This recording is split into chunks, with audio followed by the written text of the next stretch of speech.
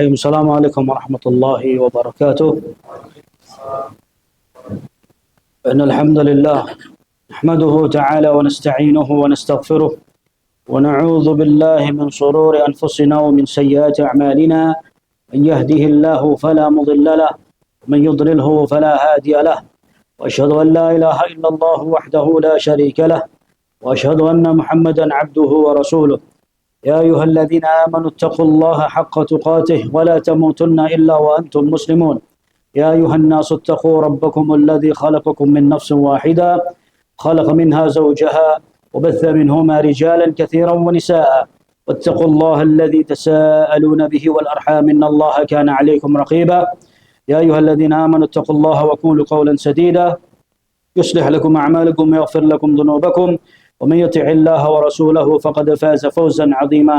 أما بعد، فإن أصدق الحديث كتاب الله، وخير الهدي هدي محمد صلى الله عليه وعلى آله وصحبه وسلم، وشر الأمور محدثاتها، فإن كل محدثة بدعة، فإن كل بدعة ضلالة، وكل ضلالة في النار. أعاذنا الله وإياكم والمسلمين من النار. معاشر المسلمين مستمعين الكرام rahimani wa rahmakumullah, hadirin kaum muslimin, jamaah salat zuhur yang semoga senantiasa dirahmati dan dimuliakan oleh Allah tabaraka wa taala. Pertama-tama kita senantiasa panjatkan puja dan puji syukur kehadirat Allah tabaraka wa taala, Rabb sekalian alam semesta yang paling berhak untuk dipuji dan diibadahi. Lalu semoga salawat dan salam semoga senantiasa tercurahkan kepada junjungan kita baginda Nabi alaihi salatu wassalam serta keluarga dan para sahabatnya, dan bagi barang siapa yang mengikuti jejak beliau sampai yaumil qiyamah. Ikhwatal iman rahimani wa rahmakumullah, Allah subhanahu wa ta'ala telah menjadikan kita atau menciptakan kita di dunia ini dalam rangka untuk beribadah kepada Allah subhanahu wa ta'ala. Allah subhanahu wa ta'ala berfirman dalam surat Az-Zariyat ayat 56, "Wa ma khalaqtul jinna wal insa illa liya'budun." Tidaklah aku ciptakan jin dan manusia melainkan mereka aku perintahkan untuk beribadah kepadaku, kata Allah. Tugas kita, keseharian kita beribadah kepada Allah subhanahu wa ta'ala. Mencari nafkah, bekerja, mencari nafkah, memberikan makan anak istri, ibadah. Perkara ibadah banyak macamnya. Ibadah bukan hanya sekedar sholat, puasa, zakat, haji, selesai. Tapi ibadah itu ragamnya itu macamnya banyak sekali. Kita tersenyum kepada saudara kita sama kaum muslimin, ibadah, mendapatkan pahala dari Allah. Kita meminggirkan mara bahaya di jalan, termasuk mendapatkan pahala ibadah, mendapatkan pahala dari si Allah subhanahu wa ta'ala. Nah, ala kulli hal, bahwasanya kita hidup di dunia ini diciptakan oleh Allah subhanahu wa ta'ala tidak sia-sia. Allah menciptakan kita ini tidak sia-sia, tidak ada yang sia-sia yang diciptakan oleh Allah subhanahu wa ta'ala. Kita harus mengetahui posisi kita di dunia ini sebagai apa. Bahwasanya kita diciptakan oleh Allah sebagai apa. Tugas pokok tujuan hidup kita di dunia ini untuk apa. Semua progres tujuannya ini ada dan kita harus tahu. Tapi sangat sedikit sekali yang mengetahuinya. Sangat sedikit sekali mereka yang mau berpikir tentang keagungan ayat-ayat Allah, tanda-tanda kebesaran Allah. Yang mana Ar-Rasul alaihi salatu wassalam, beliau pernah suatu malam, beliau salat malam di rumahnya Aisyah radhiyallahu anha. Ternyata diperhatikan oleh Aisyah, dia salat malam sepanjang malam dalam keadaan menangis sampai basah jenggotnya, sampai basah bajunya, sampai basah tanah yang ada di bawahnya, dan sampai azan yang pertama dikumandangkan oleh Bilal, beliau tetap dalam keadaan menangis. Selesai salat ditanya oleh Aisyah, "Ya Rasulullah, lima fa'alta hadza? Laqad ghafara Allahu laka ma taqaddama min dhanbika wa ma ta'akhkhar." Ya Rasulullah, kenapa baginda lakukan ini semua? Susah payah menangis sepanjang malam. Dari permulaan malam sampai akhir malam beliau menangis sampai basah jenggotnya, sampai basah bajunya, sampai basah tanah yang ada di bawahnya, dan terus menangis. Lalu Rasulullah SAW beliau menjawab dengan jawaban diplomatis yang sangat ringkas, singkat, jelas dan padat. Beliau mengatakan, "Afala an akuna 'abdan syakura?" Apakah aku tidak boleh menjadi seorang hamba yang senantiasa bersyukur kepada Allah subhanahu wa ta'ala? Naam, beliau mengatakan, apakah aku tidak boleh menjadi seorang hamba yang senantiasa bersyukur kepada Allah subhanahu wa ta'ala? Naam. Jadi disebutkan oleh para ulama, di antara rasa bentuk syukurnya para anbiya dan para rasul, ya, itu mereka bersyukurnya itu mereka implementasikan dengan cara khusyuk beribadah kepada Allah sampai mereka bercucuran air mata. Nah, lalu Rasulullah Sallallahu Alaihi Wasallam menceritakan apa yang terjadi di malam hari itu, bahwasanya di malam hari ini telah turun kepadaku beberapa ayat celaka binasa bagi orang-orang yang membaca ayat-ayat Allah, tapi mereka tidak mau mentadabburi ayat-ayat Allah Subhanahu wa taala. Lalu Rasulullah Sallallahu Alaihi Wasallam membawakan ayat yang turun kepada beliau di malam hari itu, Inna fi khalqis samawati wal ard wa ikhtilafil laili wan nahar la ayatin li ulil albab. Sesungguhnya di balik penciptaan langit dan bumi silih bergantinya siang dan malam, di sana ada tanda-tanda kebesaran Allah bagi barang siapa yang mau berfikir. Yang mau berfikir saja, yang malas berfikir ya selamanya akan dia menjadi orang yang dungu. Nah, di sana ada silih bergantinya siang dan malam, ada pagi, ada siang, ada sore, ada malam, demikian seterusnya setiap hari. Ada hujan, ada panas. Ya, ini semua ada yang mengatur. Semua ada yang mengatur. Dan tidak mungkin tatanan alam jagat raya ini dia berjalan dengan sendirinya tanpa ada yang mengatur. Mungkin akan terjadi eksiden, entah tertabrak antara bumi dengan matahari dengan apa yang lainnya. Ya, gunung akan menumpahkan laharnya dan sebagainya. Kalau tidak ada yang mengatur, maka akan porak-poranda tatanan alam jagat raya ini. Tapi karena ada yang mengatur, sehingga semua ini berjalan dengan tertib, berjalan sesuai dengan porosnya, berjalan dengan sesuai dengan waktunya dan sebagainya. Allah sudah tentukan waktunya, kapan waktunya pagi hari, kapan waktunya siang hari, kapan sore hari, malam hari, ya. Dan tengah malam menjelang subuh, Allah Subhanahu wa taala sudah membuat waktu yang sedemikian rupa. Sebelum manusia menentukan bahwasanya di dunia ini akan terjadi 12 bulan, Allah sudah jelaskan dalam Al-Qur'an. Allah ciptakan dalam 1 tahun itu ada 12 bulan dan di dalamnya ada 4 bulan yang diharamkan, dimuliakan oleh Allah. Ya, Dzulqa'dah, Dzulhijjah, Muharram dan Rajab. Ini adalah bulan yang diagungkan oleh Allah Subhanahu wa taala. Nah, jadi kalau kita melihat dari seluruh apa yang diciptakan oleh Allah Subhanahu wa taala, di situ ada tanda-tanda kebesaran Allah bagi barang siapa yang mau berfikir. Jadi Islam mengajarkan kepada kita untuk kita kritis, menjadi orang yang senantiasa berfikir, dia mentadabburi ayat-ayat Allah, mengagungkan kekuasaan Allah, bahwasanya ini semua ada yang menciptakan. Ikhwatal iman rahimani wa rahimakumullah.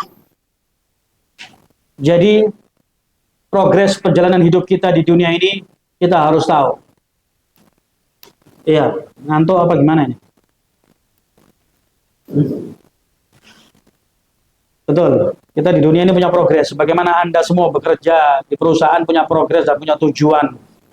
Perusahaan punya rule, punya SOP, punya apapun peraturan yang dia harus ditaati dan dilaksanakan. Allah juga punya rule dan Allah punya peraturan dan Allah juga punya progres perjalanan hidup manusia diatur oleh Allah Subhanahu wa taala. Nah, jadi perjalanan hidup manusia itu disebutkan oleh Imam Abu Nu'aim dalam kitabnya Al-Hilyah, bahwasanya progres tujuan hidup manusia itu terdiri dari 2 perkara saja. Muncul atau timbul, ditenggelamkan, dari tenggelam dimunculkan oleh Allah, dari muncul lagi ditenggelamkan, tenggelam muncul, ditenggelamkan lagi, dimunculkan lagi, ditenggelamkan lagi oleh Allah. Nah, manusia min dhahri abi ila batni ummi. Manusia pertama kali muncul itu dari balik punggung seorang ayah. Dimunculkannya manusia itu dari punggung seorang ayah yang kemudian dibenamkan ke dalam rahim seorang ibu. Dari punggung seorang ayah dibenamkan ke dalam rahim seorang ibu. Setelah dari rahim seorang ibu kemudian dikeluarkan kembali oleh Allah, dimunculkan ke permukaan bumi. Setelah di permukaan bumi mengarungi perjalanan hidup yang demikian lama, lalu Allah Subhanahu wa taala akan menenggelamkan kembali kemana? Ke alam kubur. Setelah di alam kubur menunggu kapan alam jagat raya ini akan dibinasakan oleh Allah, tidak ada yang tahu. Dibenamkan dalam kuburannya sambil menunggu. Setelah itu Allah hancurkan tatanan alam jagat raya ini dengan hari kiamat. Kemudian manusia dimunculkan kembali dari balik kuburannya di hari kebangkitan di yaumil qiyamah. Kemudian manusia akan mengalami yaitu hari persidangan Allah Subhanahu wa taala yang akan ditimbang seluruh amalan seorang hamba. Kemudian yang terakhir manusia akan dibenamkan kembali oleh Allah Subhanahu wa taala, yaitu imma dia dimasukkan ke dalam jannah, ke surga, atau dia akan dimasukkan oleh Allah ke dalam neraka. Simple, ini aja progres perjalanan hidup manusia. Muncul, tenggelam, setelah tenggelam dimunculkan oleh Allah, setelah muncul di permukaan bumi, ditenggelamkan oleh Allah ke dalam perut bumi, ke dalam kuburan. Setelah dalam perut kuburan, Allah munculkan kembali di hari kebangkitan di yaumil qiyamah yang disebut di dalam surat Al-Qari'ah. Al-Qari'ah adalah surat yang sangat pendek yang di dalamnya menceritakan tentang kejadian huru-hara hari kiamat yang kita semua hafal, tapi kita nggak ada yang tahu apa artinya. Ya, Al-Qari'ah mal-Qari'ah wa ma adraka mal-Qari'ah. Ketika Allah Subhanahu wa taala mengulang-ulangi satu kalimat dengan tiga kali, maka di situ menunjukkan pentingnya kalimat tersebut untuk diperhatikan oleh manusia. Al-Qari'ah mal-Qari'ah wa ma adraka mal-Qari'ah. Apa itu Al-Qari'ah? Ya, yang dimaksud dengan Al-Qari'ah itu apa? Disebutkan oleh para ulama bahwasanya Al-Qari'ah itu adalah suara yang sangat dahsyat, yang sangat kencang, yang akan meluluh lantahkan tatanan yang ada di alam jagat raya ini, yang ada di atas langit, yang ada di bumi, semuanya dihancurkan oleh Allah Subhanahu wa taala dengan apa? Dengan Al-Qari'ah, yaitu suara sangkakala yang akan membinasakan seluruh tatanan alam jagat raya ini. Binasa yang ada di langit, binasa yang ada di bumi. Di manusia dibenamkan oleh Allah di dalam perut bumi, dalam kuburan. Lalu ditiupkan bunyi yang kedua, yang mana suara ini menembus lapisan tanah kuburan masuk ke telinga seorang hamba dan menggetarkan hatinya dan membangkitkan dia balik dari balik kuburannya. Inilah Al-Qari'ah. Ya, manusia dimunculkan oleh Allah Subhanahu wa taala di yaumil qiyamah. Ikhwatal iman rahimani wa rahimakumullah, bahwasanya kita di dunia ini ibarat sebagai seorang musafir yang disebutkan oleh para ulama, ad-dunya darul mamar. Dunia ini adalah tempat kita cuma numpang lewat saja. Numpang lewat, ibarat seorang musafir, dia pergi ke suatu negeri, ke suatu kampung halaman, ke suatu tempat, dia cuma numpang lewat saja untuk sekedar lewat. Inilah kehidupan dunia, yang mana dunia ini tidak akan kita bawa mati. Dunia ini tidak akan kita semua yang kita peroleh di dunia ini, dari harta kita, dari rumah kita, mobil kita, semuanya tidak akan kita bawa ke kuburan kita. Nah, jadi di dalam urusan perkara dunia ini jangan pernah takut. Wah, saya takut di PHK, nggak dapat kerjaan, stres. Anak 3, anak 2 masih sekolah, masih kuliah, ya, biniknya cerewet dan lain sebagainya. Semua kehidupan di dunia ini sudah ada yang ngatur. Rezeki kita Allah yang berikan, istri kita dapat rezeki juga dari Allah, anak kita dapat rezeki juga dari Allah, semuanya diatur oleh Allah Subhanahu wa taala.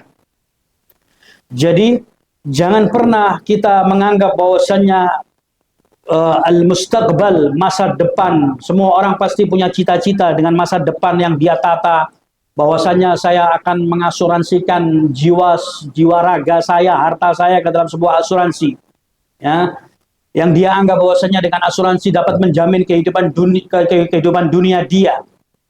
Nah, dia akan depositkan seluruh hartanya di sebuah perbankan, dia akan investkan hartanya di berbagai macam tempat, dia akan menempati rumah yang mewah, dia akan membeli tunggangan kendaraan yang nyaman, dia akan sekolahkan anaknya dengan sekolah yang terbaik di dunia, dan dia akan berobat ke rumah sakit terbaik yang ada di dunia. Inilah masa depan yang hakiki bagi manusia zaman sekarang. Betul ya? So, saya yakin semuanya betul, nggak mungkin, enggak. Tujuan saya pengen masuk kuburan, ngomong kosong. Ya, nggak mungkin. Nah, semua orang pasti keinginannya seperti itu. Ada yang dia, ya seperti itulah modelnya. Jadi, disebutkan oleh para ulama, bahwasanya masa depan yang hakiki, itu adalah masa depan yang akan kita songsong di mana tempatnya. Yang pertama, kita akan memasukin alam kuburan kita. Masa depan itu rumah masa depan kita itu ya kuburan, ya, bukan rumah masa depan kita di Pondok Indah atau di mana, di Beverly Hills, ya, di Miami atau di mana, bukan. Itu bukan rumah masa depan kita. Rumah masa depan kita itu di kuburan. Ini yang ada di depan mata kita itu kuburan. Siap nggak kita? Bukan kuburan kita nanti yang ada di Kerawang atau di Cikarang itu yang apa hil-hil itu. Bukan itu. Walaupun dia beli kaplingannya dengan ratusan juta, dengan miliaran, tetap di dalamnya nggak enak. Ya, walaupun difasilitasi dengan fasilitas yang mewah, kuburannya mewah, ya setara hotel bintang 5, tetap itu semua tidak menjamin bahwasanya dia di dalam kuburannya itu akan bahagia. Saudaraku seiman yang semoga senantiasa dirahmati dan dimuliakan oleh Allah Subhanahu wa taala. Kita harus tahu bahwasanya al-mustaqbal itu yang pertama adalah kuburan, yang kedua adalah hari kiamat kita. Ya, sudah siap nggak kita akan ditimbang amalan kita di hadapan Allah? Yang ini menjadikan para sahabat dan para imamatus salaf tabi'in wa atba'ut tabi'in mereka menangis, setiap hari nangis. Padahal para sahabat itu sudah dijamin dalam Al-Quran, dalam hadis Rasulullah, bahwasanya sahabat itu di surga. Tapi itu semua tidak menjadikan Abu Bakar, Umar, Uthman, Ali, dan para sahabat yang lainnya, Hudzaifah ibn Yaman, Abu Darda, dan yang lainnya, mereka santai-santai bahwasanya oh sudah masuk surga enak. Enggak, mereka justru menjadi orang yang semakin taat beribadah kepada Allah dan menangis setiap hari. Dan mereka menutup telinga mereka tidak mau mendengar tentang ayat ataupun dalil yang menunjukkan tentang kenikmatan surga. Mereka nggak mau. Mereka mau mendengar yaitu tentang azab Allah, neraka Allah, hari kiamat, itu yang mereka perdengarkan sehingga mereka semakin giat beribadah kepada Allah Subhanahu wa taala. Dunia ini akan kita tinggalkan di balik punggung kita. Dunia al-mustadbar. Dunia ini akan kita tinggalkan di balik punggung kita. Rumah kita tinggalkan, harta kita tinggalkan, mobil kita tinggalkan, semuanya kita tinggalkan. Gak dibawa mati.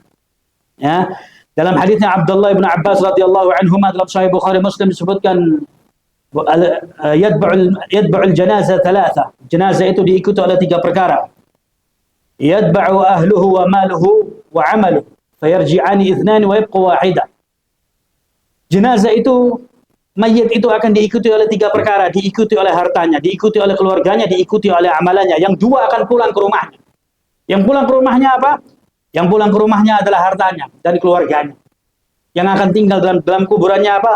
Amalan dia. Amalan dia yang tinggal dalam kuburannya. Pulang, ahli warisnya pulang, kerabatnya pulang, hartanya pulang ke rumah.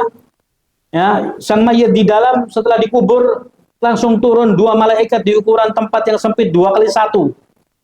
2 kali 1 yang sempit turun malaikat. Ya. Lalu malaikat bertanya kepada sang mayit yang baru saja dilakukan prosesi pemakaman. Ya. Ditanya, "Man rabbuka?" Siapa Tuhanmu? Apa agamamu? Siapakah orang yang pernah diutus tengah-tengah kalian? Ternyata 3 pertanyaan ini nggak semua orang, nggak semua mayit bisa menjawab. Tidak semua mayit bisa menjawab. Ya, tidak semua mayit. Kalau dia seorang yang dia bahagia di dunia, dia senantiasa beramal kepada Allah, menegakkan sholat 5 waktu tepat pada waktunya, di bulan Ramadan ketika diminta untuk berpuasa, dia berpuasa.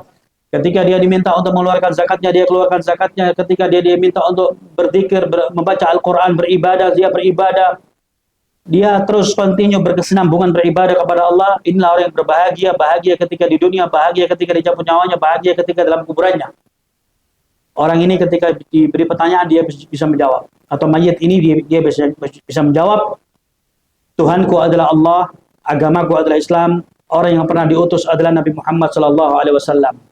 Ketika sang mayit menjawab, yang akan membetulkan jawabannya Allah dari atas langit.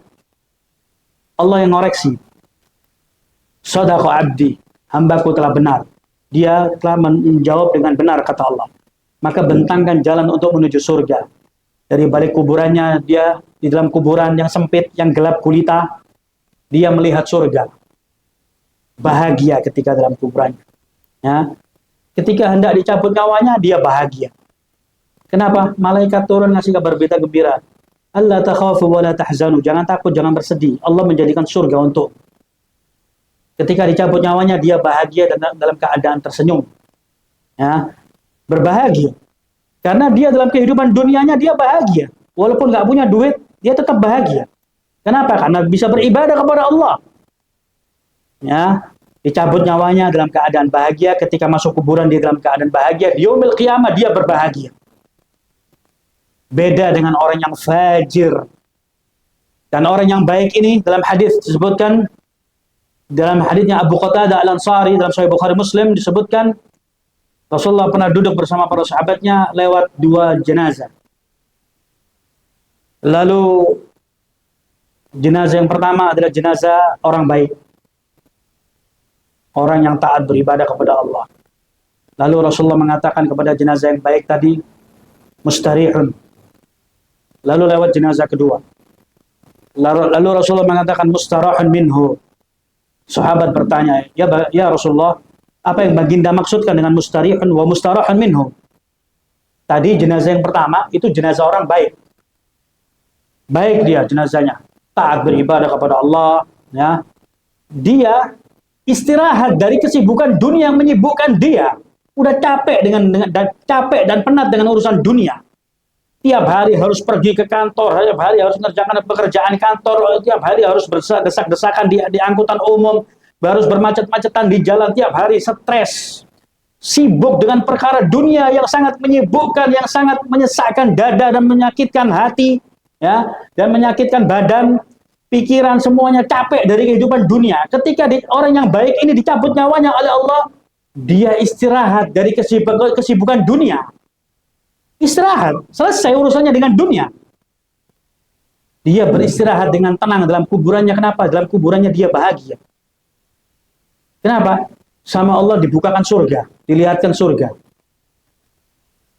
Sehingga apa? Orang itu, orang baik ini istirahat, kata Rasulullah, dari kesibukan dunia. Istirahat, selesai. Sudah selesai, finish dari urusan dunia. Sekarang istirahat dalam kuburan dengan tenang, dengan nyaman. Beda dengan orang yang jenazah yang jelek. Jenazah orang yang jelek, yang fajir, orang yang ahli maksiat, orang yang al-muhim, tukang pendosa. Ketika nyawanya dicabut oleh malaikat, dia dalam keadaan cemberut, dalam keadaan al-muhim, jenazahnya jelek. Mungkin wajahnya murung atau mungkin kehitam-hitaman. Ini menunjukkan bahwa jenazah ini tidak baik-baik saja. Meninggal dicabut nyawanya dalam keadaan su'ul khatimah, dalam keadaan jelek. Kalau jenazah yang baik, raut wajahnya, air mukanya itu berseri-seri dan dia tersenyum. Itu jenazah yang baik. Artinya dia husnul khatimah.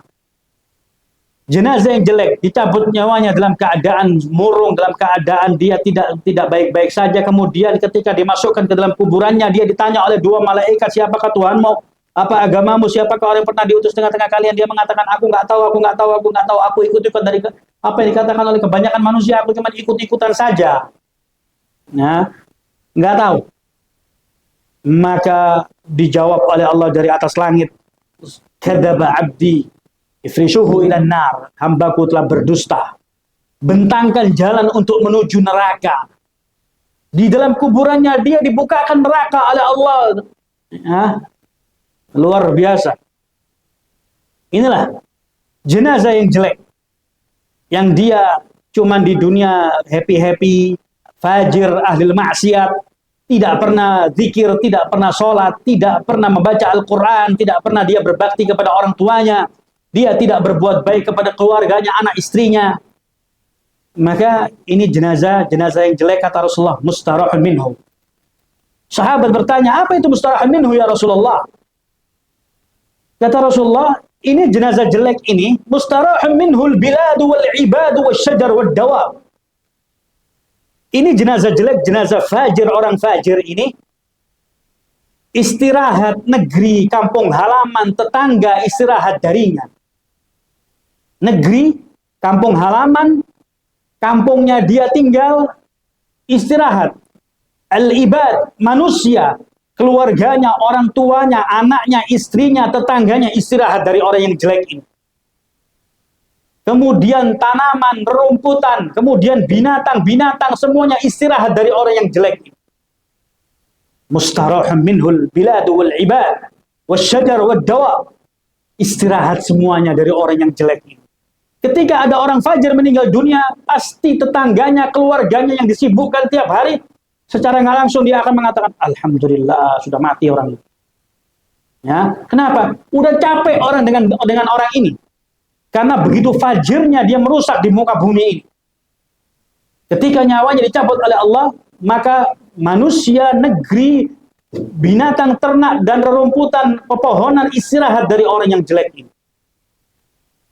Nah, maka ikhwani fid din azzani Allah wa iyyakum, kita harus mempersiapkan diri kita karena as-sahabat, ada Hudzaifah ibn al-Yaman yang dia mengatakan kepada keluarganya, "Ishtaru li thawbaini abyadaini fa innahuma lam yatrukali illa qalila." Dia mengatakan kepada keluarganya, "Tolong wahai keluargaku, istriku, belikan aku 2 kain putih, yang mana 2 kain putih ini tidak akan meninggalkan aku kecuali sedikit sekali. Imma aku ini akan digantikan oleh Allah dengan baju yang baik, atau aku akan justru digantikan baju yang paling jelek." Dia pengen belikan kain putih, kain kafan untuk dia taruh di rumahnya, untuk dia lihat tiap hari, untuk dia ingat kematian. Nah, sehingga Rasulullah sallallahu alaihi wasallam beliau mengatakan, kafa bil mauti wa'idha. Cukuplah kematian itu sebagai peringatan, kata Rasulullah sallallahu alaihi wasallam. Kita berapa banyak jenazah yang lewat di hadapan kita. Betapa banyak jenazah yang sudah mungkin kita mandikan jenazahnya, ada yang kita sholati jenazahnya, ada yang kita antarkan jenazahnya. Mungkin itu orang tua kita, saudara kita, tetangga kita, teman kita, kerabat kita, kita pasti sudah pernah mengantarkan, menyolati jenazah. Maka Rasulullah mengatakan, kafa bil mauti wa'idha, cukuplah kematian itu sebagai peringatan. Lalu Rasulullah sallallahu alaihi wasallam beliau bersabda, "Lau ta'lamuna ma fi nafsi la dhahiktum qalilan la bakaitum katsira." Kalau kalian itu tahu apa yang aku ketahui, apa yang diketahui oleh Rasulullah? Rasulullah mengetahui mayit-mayit yang ada di balik kuburan yang sedang disiksa. Ada yang teriak, ada yang menjerit, ada yang merintih, ada yang menangis ketika disiksa dalam kuburannya. Cuman ahli waris, keluarga, anak istri, teman kerabat tidak ada yang mendengar. Dianggap baik-baik saja. Ya, padahal Rasulullah mendengar. Ada sebagian mayit sedang disiksa. Lalu Rasulullah mengatakan kepada para sahabatnya, kalau kalian itu mengetahui apa yang aku ketahui, niscaya kalian akan banyak menangis dan kalian akan sedikit tertawa di dunia ini. Kenapa? Karena azab kubur itu pedih. Dan azab kubur itu ada. Sebagian orang mengingkari azab kubur. Karena dianggap hadisnya hadis ahad. Padahal hadisnya mutawatir. Ahad itu cuma 1 sahabat yang meriwayatkan. Nah, azab kubur itu ada. Ya. Tapi sebagian orang mengingkari. Dianggap yang di kuburan mati-mati, udah nggak bisa ngapain. Nah, sehingga Rasulullah sallallahu alaihi wasallam juga mengatakan, kuntu nahaitukum an ziyaratil qubur ala tazuruha fa innahu tudzakkirul maut atau tudzakkirul akhirah. Dahulu, di mana dahulu ketika di Mekah, aku pernah melarang kalian untuk berziarah kubur, tapi sekarang di mana? Di Madinah. Berziarahlah kalian ke kuburan. Apa tujuannya ziarah? Bukan tebar bunga, bukan siram-siram air, bukan cabut-cabut rumput. Jenazah mayit ini nggak butuh untuk dia disiram dengan bunga, dicabut rumputnya, ya, kemudian di keramik, dikasih kerudung, dikasih apa kayak, dikasih lampu, nggak butuh mayit ini. Ya, kata Rasulullah, berziarahlah kalian ke kuburan karena dengan berziarah kubur itu dapat mengingatkan kematian kalian. Dalam riwayat yang lain dapat mengingatkan negeri akhirat kalian. Ya. Jadi tujuan ziarah kubur itu untuk mengingat kematian. Kalau kita masuk kuburan mengucapkan salam kepada ahli kubur semuanya, karena mereka dalam kuburannya hidup, cuman kita nggak tahu. Makanya masuk kuburan itu sunnahnya itu melepas sendal dan alas kaki apapun, sepatu, sendal harus dilepas. Kalau takut hilang ditenteng sendalnya ke dalam. Nggak boleh kita injek-injek karena ini mayat ini hidup. Ibarat bapak-bapak sekarang tidur di masjid kayak ikan pindang, ya, yang di pelataran itu sedang dijemur. Mau nggak lagi tidur diinjek-injek sama temannya? Ya sama, mayat ini hidup di dalam kuburan, cuman kita nggak pernah melihat. Ini masuk kuburan nggak pakai salam, walakalam masuk dengan sepatunya, dengan congkaknya menginjak-injak, bahkan cuman sekedar mau ngelihat fudul, mau ngelihat dalamnya kuburan seberapa, diinjak semua maesan-maesan. Ya, kijing-kijingnya diinjak semua. Ada yang duduk, ada yang ngerokok, ada yang ngobrol, ada yang telepon, ada yang ketawa. Ya, padahal di dalam kuburan itu mayit-mayit itu hidup. Nah, maka ada adabnya ketika masuk kuburan. Ucapkan salam, kemudian lepas alas kaki, dan khidmat dalam kuburan. Karena itu merupakan peringatan kematian untuk kita. Kalau nggak hari ini, esok atau lusa, pasti malaikatul maut akan datang mengetuk pintu rumah kita. Ya, nah, maka kemudian dalam hadis yang lainnya Rasulullah Sallallahu Alaihi Wasallam beliau juga mengatakan bahwasanya untuk kita ini lebih menyibukkan diri jangan terlalu menyibukkan diri dengan perkara dunia. Ya, kita harus banyak mengingat kematian, kata Rasulullah Sallallahu Alaihi Wasallam. Pemutus kenikmatan dunia, kata Rasulullah Sallallahu Alaihi Wasallam, apa itu al-maut, kematian. Jadi kalau kita terlalu disibukkan dengan perkara dunia, ingat mati saja sudah. Ya, stres dengan pekerjaan, stres dengan omset perusahaan. Manusia zaman sekarang ini banyak stresnya, nggak ada syukurnya. Ya, ketika omsetnya turun stres, ketika kerjaannya nggak kelar stres, mukanya kusut. Ya, padahal hidup itu dinikmatin saja. Hidup itu untuk ibadah. Ketika kita bekerja mencari nafkah, ya, kita mengerjakan pekerjaan kita ikhlas, ibadah. Ketika kita berniaga berjual beli di pasar, maka usahakan jual beli yang halal. Barangnya barang yang halal, ya, barang yang halal, kemudian cara berinteraksinya berjual belinya dengan cara yang halal. Rasulullah dalam hadisnya Abu Hurairah dalam Sahih Muslim mengatakan wala yabi'u ba'dukum ala bai'un ba'd. Jangan kamu itu menjual barang di atas penjualan saudaramu. Jadi kalau teman kita sudah berjualan di pasar atau di toko online, ya, dia udah dagang, udah ada customernya, udah bagus, ada kliennya, jangan kemudian ditelikung, diserobot. Di pasar contohnya, ada orang masuk toko, dikasih harga 100.000. Tetangganya toko sebelah ngeliat, dipanggil, Pak, dikasih harga berapa di sebelah? 100.000, sini ke toko saya, 95.000. Ya. Nah, hal-hal semacam ini bisa menjadikan permusuhan antara satu dengan yang lainnya. Terutama di toko-toko online. Toko-toko online ini saling menjatuhkan harga antara satu dengan yang lainnya yang menjadikan permusuhan, dan itu terjadi. Ketika saudaranya menjual barang dagangan dengan harga lebih murah, dikomplain sama distributornya atau dikomplain sama pabriknya, akhirnya ribut kacau balau. Ya.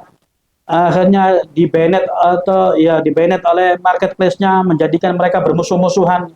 Saya pikir urusan apa sih dunia ini? Cuman urusan jual beli menjadikan permusuhan. Jadi jangan kita ini bermusuh-musuhan dalam urusan perkara dunia. Kalau bisa diselesaikan dengan cara yang baik, dengan kekeluargaan, bagaimana caranya selesaikan. Dunia ini tidak akan kita bawa mati. Ya. Maka hendaklah kita mempersiapkan diri kita sebagaimana para sahabat dan para imamatus salaf, mereka mempersiapkan kematian mereka. Semuanya itu mempersiapkan diri. Umar bin Khattab radhiyallahu anhu, dia membaca ayat Al-Qur'an. Ya, ketika di malam hari dia membaca tentang ayat yang menceritakan tentang azab Allah, inna adzaba rabbika lawaqi'. Ya, surat At-Tahrim ayat 7. Inna adzaba rabbika lawaqi', bahwasanya azab Allah itu pasti akan terjadi. Umar terhenti di ayat ini, dia menangis. Umar bin Khattab radhiyallahu anhu, orang kaya raya. Abu Bakar As-Siddiq, Umar bin Khattab, Utsman bin Affan, Abdurrahman bin Auf, yang mana kekayaannya itu sampai hari ini tidak ada yang mengalahkan. Ya. Tidak Bill Gates ataupun yang punya Facebook ataupun siapa orang terkaya di dunia, nggak ada yang bisa mengalahkan kekayaan mereka, para sahabat. Nah, mereka cari nafkah, cari duit, berdagang, iya, mereka beribadah juga, iya, mereka dijamin surga udah pasti, dan mereka orang yang paling takut kepada Allah Subhanahu wa taala. Ya, tapi itu semua tidak menjadikan mereka lalai. Ketika lewat ayat tentang azab, menangis. Umar bin Khattab radhiyallahu anhu, sampai disebutkan oleh Imam Ibnu Jauzi, Umar mengatakan, kalau seandainya aku ini memiliki harta sebesar bumi ini berupa emas, yang bisa menyelamatkan aku dari azab Allah sebelum aku melihatnya, melihat aja, sebelum, jangankan dimasukkan, sebelum untuk dilihat, itu ada neraka. Umar mau tebus, kalau bisa ditebus dengan harta berupa emas sebesar bumi, maka akan aku lakukan, kata Umar. Kenapa? Begitu takutnya dia dengan azab Allah. Nah, para sahabat yang lainnya demikian. Mereka khawatir. Abu Bakar As-Siddiq radhiyallahu anhu, ketika melihat seekor burung yang hinggap di atas pohon, dia mengatakan, Sungguh indah enaknya dirimu wahai burung, terbang tinggi melanglang buana kemana saja hingga di atas pohon makan makan buah-buahannya, pergi lagi tanpa dirimu akan dihisap ataupun diadab oleh Allah di yaumil qiyamah. Duhai kalau diriku seperti dirimu wahai burung, pengen jadi binatang, terbang sana terbang sini tanpa dihisap oleh Allah. Lalu Abu Bakar radhiyallahu anhu ketika melihat Abu Bakar Siddiq radhiyallahu anhu ketika melihat tanaman di pinggir jalan berrumputan, dedaunan, dia mengatakan aku pengen diciptakan menjadi dedaunan atau rerumputan ini, kata Abu Bakar. Lewat binatang ternak, domba, kemudian memakan, menggigit dan memakan dan memasukkan ke dalam tubuhnya. Aku pengen dikeluarkan menjadi seekor domba binatang ternak saja. Tanpa aku diciptakan oleh Allah menjadi manusia. Karena manusia itu berat. Punya tanggung jawab di hadapan Allah. Dia pemimpin perusahaan, dia bertanggung jawab atas anak buahnya. Anak buahnya bermaksiat, dia berdosa. Ya, HRD ini anak buahnya kalau nakal, dia berdosa. Nah, kemudian ketika dalam rumah tangganya, ketika anak istrinya tidak benar, dia berdosa. Nah, manusia ini berat tugasnya. Nah, Abu Bakar radhiyallahu anhu, Umar bin Khattab, kemudian Abu Darda dan para sahabat yang lainnya, Umar mengatakan, aku pengen dijadikan menjadi seekor domba, keluargaku memberikan makanan yang banyak supaya tubuhku gemuk, setelah gemuk aku disembelih. Disembelih, kemudian aku dagingnya dimakan, disop, dibuat kuah sop, dijadikan marok, dagingnya dimakan oleh keluargaku, kemudian kuahnya, sopnya itu diminum oleh keluargaku, tanpa aku diciptakan oleh Allah Subhanahu wa taala menjadi manusia. Ya, sahabat semuanya, padahal ini sahabat ini Abu Bakar fil jannah, Umar fil jannah, Utsman fil jannah, Ali fil jannah, Bilal fil jannah. Sahabat ini ada nas dari Al-Qur'an, dari sunnah Rasulullah, mereka sahabat di surga, tapi mereka takut kepada Allah, amalannya nggak diterima. Umar bin Khattab radhiyallahu anhu di akhir kalimat, yang nyawa di hari itu, di detik itu juga dicabut oleh malaikatul maut, posisinya di atas ranjangnya. Lalu Umar mengatakan kepada putranya, ya wahai putraku, letakkan pipiku di atas tanah, biar nyentuh tanah seperti di dalam kuburan.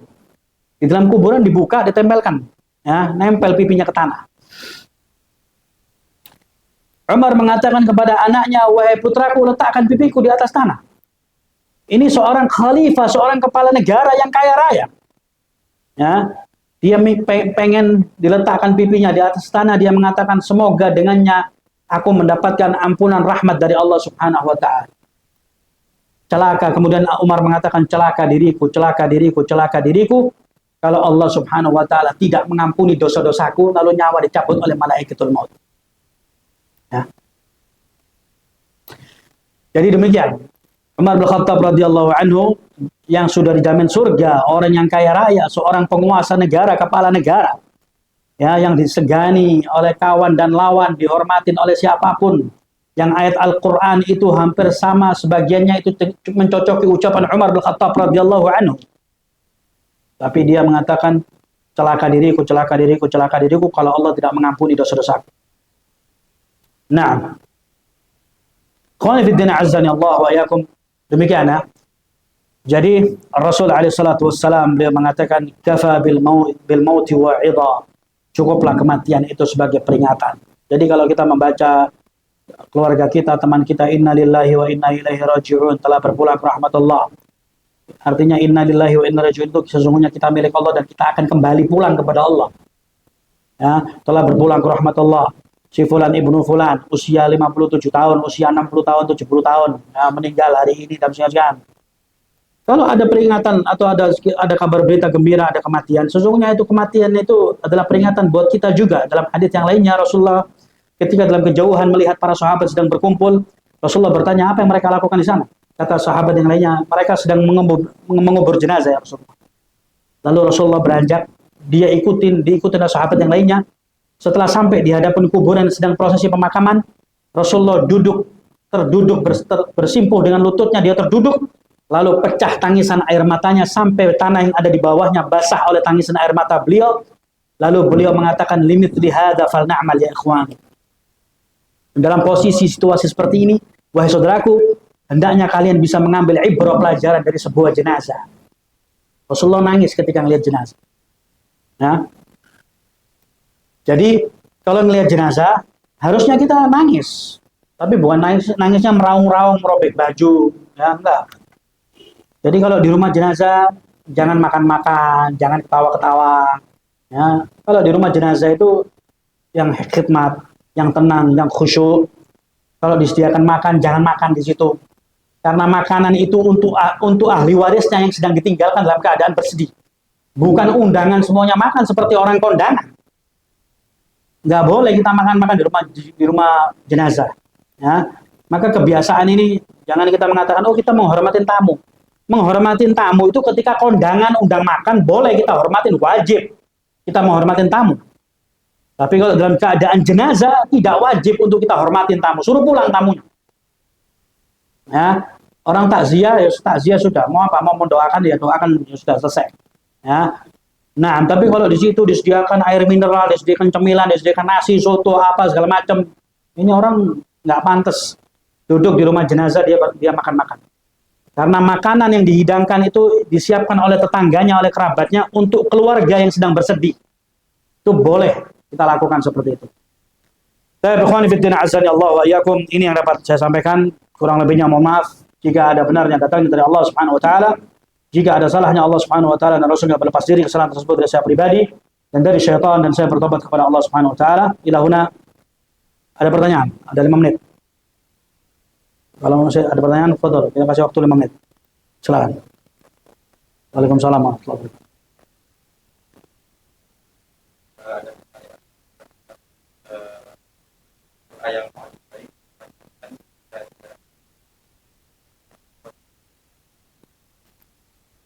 Doa untuk orang tua yang sudah meninggal dunia, ya doa yang simpel yang sering kita hafal ketika kita masih TK, masih kecil. Rabbighfirli wa liwalidayya warhamhuma kama rabbawna shaghira. Ya itu saja. Kalau nggak bisa bahasa Arab ya bahasa Indonesia. Bahasa Indonesia nggak bisa ya bahasa daerah. Allah Maha mendengar dan Allah Maha tahu, Allah ngerti seluruh bahasa yang ada di dunia ini. Allah lebih canggih daripada Google Translate. Doa apa saja. Ya. Dan doa itu tidak harus dipanjatkan di hadapan kuburan bapaknya, ibunya. Bapak, ibu, diajak ngomong kuburannya, enggak. Kita berdoa di mana saja, cari waktu-waktu mustajabah. Kapan itu waktu mustajabah? Antara azan dan iqamat itu waktu mustajabah. Jadi ketika mau sholat, sambil duduk, daripada bengong, daripada ngantuk, angkat tangan. Sunnahnya angkat tangan. Jangan kemudian diam begini, enggak, angkat tangan. Ya. Antara azan dan iqamat itu waktu mustajabah. Ketika turun hujan, waktu mustajabah. Ketika safar, ketika hendak berbuka puasa, puasa apa saja, puasa-puasa sunnah. Ya. Ketika di dalam sujud kita, kemudian sebelum salam, ya, setiap sholat apapun, at-tahiyat, ya, sebelum salam itu ada doa-doa yang boleh kita panjatkan. Tapi doanya tidak boleh doa yang ada di dalam Al-Quran. Rabbana atina fid dunya hasanah, Rabbana ighfir lana wal ikhwanina. Doa-doa yang dalam Al-Quran tidak boleh dibaca ketika sholat, dalam sujud ataupun dalam at-tahiyat. Tapi doa yang lainnya seperti Rabbighfirli, ya, at-tahiyat dari rangkaiannya sampai selesai, tetap habis sebelum salam kita doa untuk orang tua kita, Rabbighfirli wa liwalidayya, atau doa yang lainnya boleh. Ya. Jadi tidak ada ritual khusus ketika hendak bulan Ramadan berziarah kubur, tebar bunga, tebar pesona, tebar duit, nggak perlu ke kuburan. Kuburan itu bukan tempat untuk diagungkan. Ya. Kuburan itu untuk kita berpotret, bukan selfie ya. Potret diri kita ketika mati, kita sama seperti mereka. Nah, jadi seperti itu, doa di mana saja. Dan doa itu diharapkan bagi anak-anak yang soleh dan solehah mendoakan orang tuanya. Kemudian bagi orang tua yang pengen, ya karena ketika anak Adam itu meninggal dunia kecuali 3 amalan yang tidak terputus. Shadaqatun jariyah, sedekah jariyah, ilmu yang bermanfaat, doa anak yang soleh, sedekah jariyah. Anak-anak yang dia ingin berbakti kepada orang tuanya setelah orang tuanya meninggal dunia dengan cara dia bersedekah, sedekahkan apa saja yang baik untuk orang tuanya. Ya, beli beras 100 kilo dikasihkan fuqara wal masakin, diniatkan dalam hati ini untuk bapak saya, ini untuk ibu saya, sampai pahalanya ke orang tua. Atau mungkin orang tuanya dibangunkan sumur, yang mana ini juga termasuk sedekah jariyah.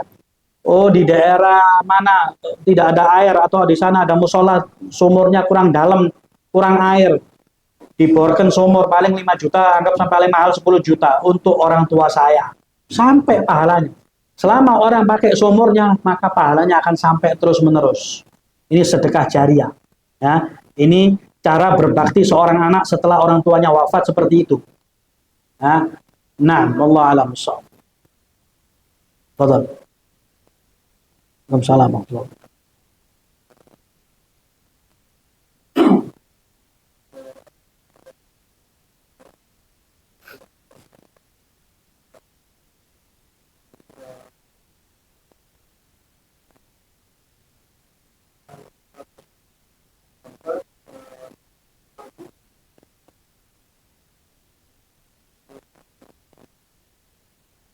Azab.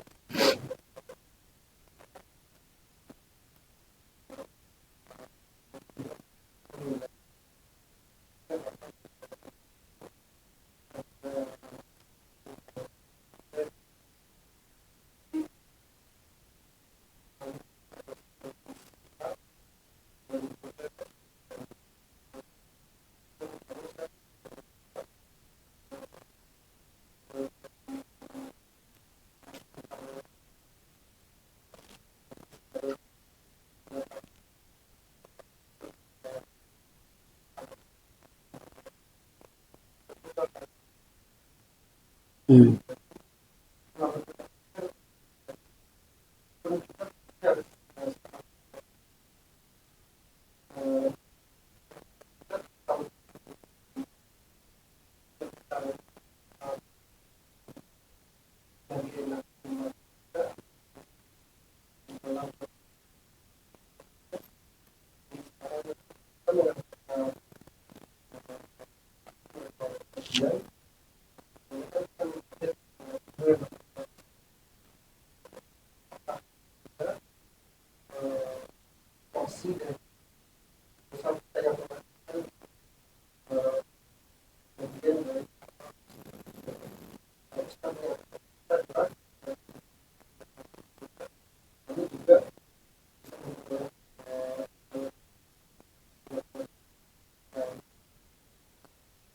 Baik, dua pertanyaan. Yang pertama, apakah ada jedahnya azab dalam kubur? Nah, jadi Rasulullah SAW tadi sudah saya sebutkan bahwasanya kita semua ini nggak pernah dengar, nggak pernah tahu kabar berita gembira, kabar berita pun gembira ya. Kabar berita apapun yang terjadi dalam kuburan ini nggak ada yang tahu. Orang tua kita sedang diapain di dalam, keluarga kita, teman kita, kerabat yang sudah meninggal mendahului kita, apa yang jadi nasibnya mereka dalam kuburan seperti apa nggak ada yang tahu. Nah, oleh karenanya yang tinggal bersama dia dalam kuburannya hanya amalannya. Kalau dia orang baik, yang dia taat beribadah kepada Allah, maka diharapkan dia dalam kuburannya akan di dalamnya dia akan tenang. Ya, sehingga disebutkan bahwasanya didoakan sebagian di antara doa itu disebutkan doanya ya Allah jadikanlah kuburannya itu raudhatun min riyadil jannah, jadikan kuburannya ini dari taman-taman surga. Jadi dia di dalam merasa enak, merasa nyaman, merasa tenang, ya. Tidak disiksa di dalamnya. Nah, adapun jeda kapan dia dihentikan, wallahu alam, ya, anak kurang begitu paham kapan, apa di bulan Ramadan, apa Allah berhentikan, itu dilihat lagi keterangannya. Yang jelas, makanya di sini butuh support dari keluarga. Kalau keluarganya support, ya, dihadiahkan apa, sedekah jariah untuk ke ibu, ke saudara, apa ibunya, bapaknya, keluarganya, maka ini diharapkan akan membuat atau meringankan.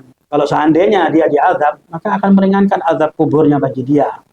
Ya, itu yang pertama. Yang kedua, ilmu yang bermanfaat. Ilmu yang bermanfaat itu macam-macam.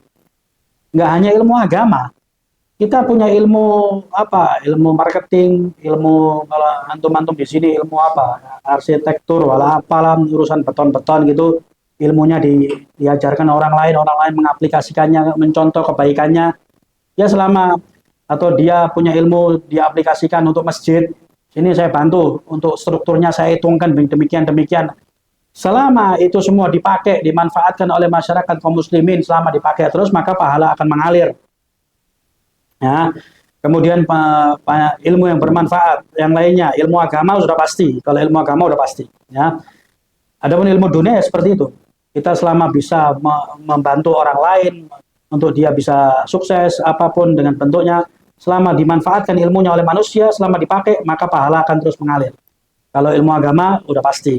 Bagaimana dengan panitia-panitia kajian? Dia akan mendapatkan pahala juga. Ya, marbotnya yang menyiapkan segala macam, yang nyapu, yang ini, yang al-muhim, semua yang terlibat dalam satu acara apa namanya pengajian, semuanya akan mendapatkan pahala dari Allah Subhanahu wa taala, ya.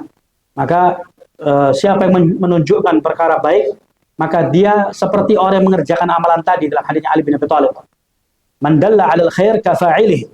Siapa yang menunjukkan perkara baik, maka seperti orang yang mengerjakan. Kita menuntun orang untuk datang kajian, orangnya datang duduk, oh itu orang dapat pahala, kita juga dapat pahala. La yanqus min ujurihim syai'a. Allah tidak akan kurangi sedikit pun pahalanya. Orang kita ajarin apa? Sholat. Dia udah benar sholatnya. Ketika dia sholat benar karena kita mengajarinya, dia dapat pahala, kita dapat pahala. Kita ngajarin orang apa? Ngaji. Dia benar. Maka dia mendapat pahala sempurna, yang ngajarin dapat pahala sempurna.